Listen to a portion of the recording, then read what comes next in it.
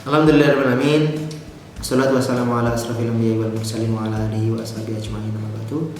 Alhamdulillah, saat ini mentoring berikutnya adalah tentang masih di audit current business. Saat ini kemarin kita sudah bicara tentang sejarah bisnis kita. Yang kedua kita bicara tentang aset apa yang kita miliki, karena aset itu yang akan kita pekerjakan. Aset itu yang akan kita pekerjakan mana? Aset menghasilkan cash atau omset menghasilkan profit menghasilkan aset, begitu seterusnya kinerja aset dalam bisnis. Nah, kemudian setelah kita bicara soal aset, kita sudah tahu resource yang akan kita perbaiki, yang akan kita asah, yang akan kita maksimalkan, kita sudah tahu. Sekarang kita bicara soal omset dan laba. Jadi kalau bicara soal audit current business itu jangan kita bicara omset dulu. Pernah saya itu ditanya berapa omsetnya, malu saya karena omset saya kecil. Tapi jangan tanya profit saya besar. Nah, kita bicara omset, saya bicara laba, bicara profit ini itu untuk memaksimalkan. Oh ternyata bisa ya, omsetnya nggak terlalu besar tapi profitnya besar. Lalu kita tanya, kita cari tahu profit ini dari mana, apa yang harus kita maksimalkan, dan kenapa profit ini bisa kita dapatkan. Nah itu yang akan kita evaluasi dalam audit current business terkait dengan omset dan laba. Begini, omset dan laba. Kalau kita bicara omset itu kita bicara tentang kalau ada ada seorang tua dan anak kecil sedang bermain. Ada orang tua dan anak kecil. Mana yang kita anggap sebagai omset, mana yang kita anggap sebagai laba? Omset itu adalah sesuatu yang terlihat besar, tapi sebenarnya besarnya itu tinggal sedikit apa? Tinggal sedikit nafasnya, tinggal sedikit oksigennya, tinggal sedikit kinerjanya, kecepatan larinya dan seterusnya. Tapi sesuatu yang profit ini, yang kecil ini, meskipun dia itu sedikit, tapi dia lebih gesit, dia lebih bisa kita gunakan untuk berbagai macam hal. Jadi kalau kita bicara soal keuntungan, kalau kita bicara soal bisnis, kita tidak melulu bicara soal profit yang besar. Kita tidak bicara soal omset yang besar, tapi kita bicara soal profit. Dan kita dalam audit current business sekali lagi kita cek dari mana profit kita, bagaimana kita bisa menghasilkan profit itu, dan rencana-rencana seperti apa yang akan kita lakukan untuk mendapatkan profit yang serupa bahkan lebih besar lagi. Oke, sekarang kita bicara soal omset dan laba. Kalau kita mau evaluasi data omset dan laba, kita akan evaluasi selama 6 bulan terakhir. Nah, saya buat di sini. Misalnya April 2018 sampai September 2018. Jumlah kunjungan pasiennya berapa? Besaran rata-rata transaksi berapa? Besaran total omset berapa? Besaran laba yang didapatkan berapa? Dan ada atau tidak pendapatan lain-lain. Begini. Ini saya buat data omset ini mengikuti prinsip geometrical marketing dari Pak Laksita Utamasu. Beliau menyampaikan untuk melaksanakan geometrical marketing itu minimal kita punya 3 data. Apa itu? Jumlah rata-rata kunjungan per hari, jumlah rata-rata transaksi, dan jumlah repeat order. Ngitung repeat ordernya ini yang dulu saya agak susah. Kemudian saya buat voucher. Saya konsultasi dengan Pak Laksita. Coba Mas Arif buat voucher. Saya buat voucher. Voucher ini berlaku selama 1 pekan, 1 bulan, 2 pekan. Saya coba satu persatu. Lalu saya amati, ternyata faktor repeat order saya itu sekitar 14%. Berarti kalau ada 100 orang, 14 orang itu kembali di minggu yang sama. Oh begitu ya. Berarti saya hanya punya nilai rata-rata repeat order sekian. Berarti saya harus memaksimalkan di mana? Itu kalau di rumus geometrical marketing nanti akan ketemu. Pertama, jumlah kunjungan pasien. Jumlah kunjungan pasien nanti akan kita konfirmasi dengan jumlah traffic kita. Kalau misalnya nih, traffic kita itu sudah ramai banget ya, tapi kok kunjungannya kecil, jangan-jangan apotek kita nggak kelihatan. Karena kan kalau kita pakai rumus funneling ya, rumus funneling itu ada AIDA. AIDA itu attention, interest, desire, dan action. Nah, jangan-jangan orang itu nggak memperhatikan ada apotek. Nah gitu.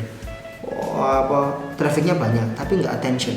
Makanya faktor konversinya menjadi lebih kecil. Kalau kita ingin jumlah kunjungan pasien yang lebih banyak, apa yang kita lakukan? Tadi kan ada ya, AIDA, attention, interest, desire, action.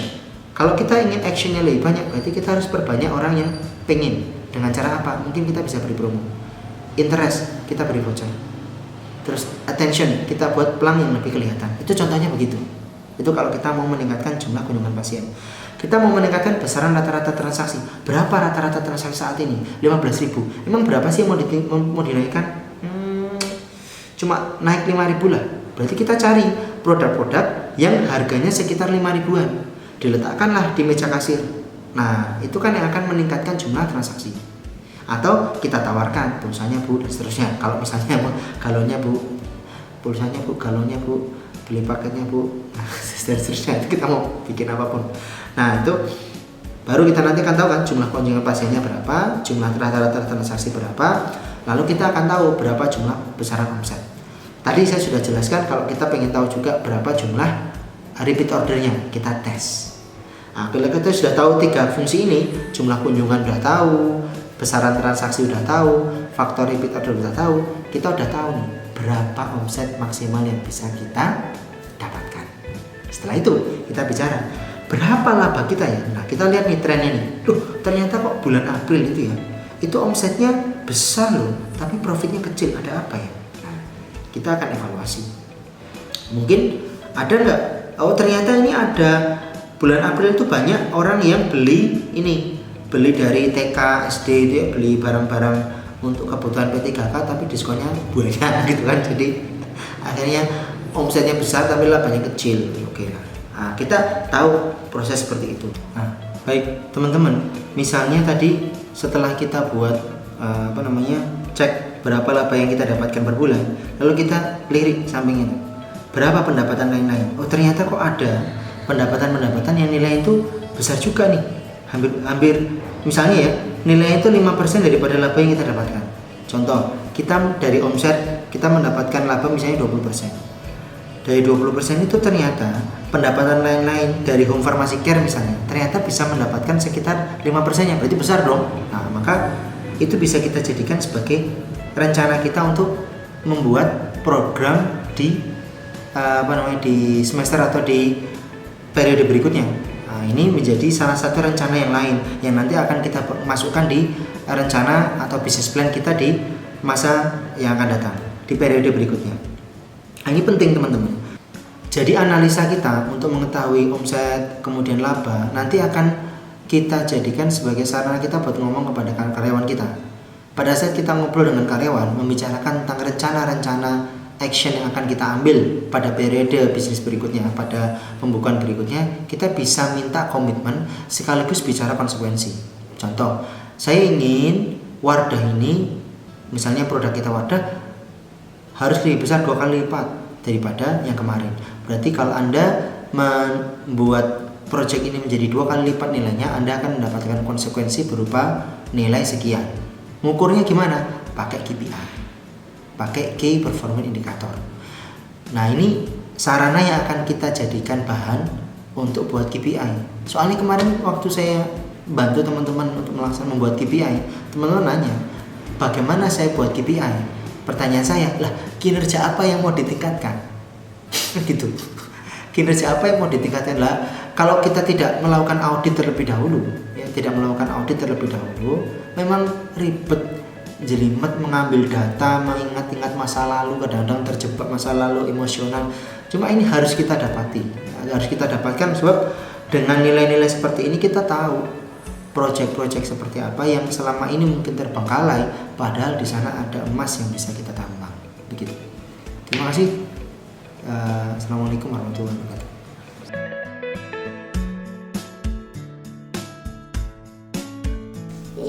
Jangan lupa subscribe, like, comment, dan share.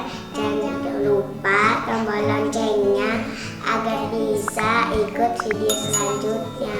Wassalamualaikum warahmatullahi wabarakatuh.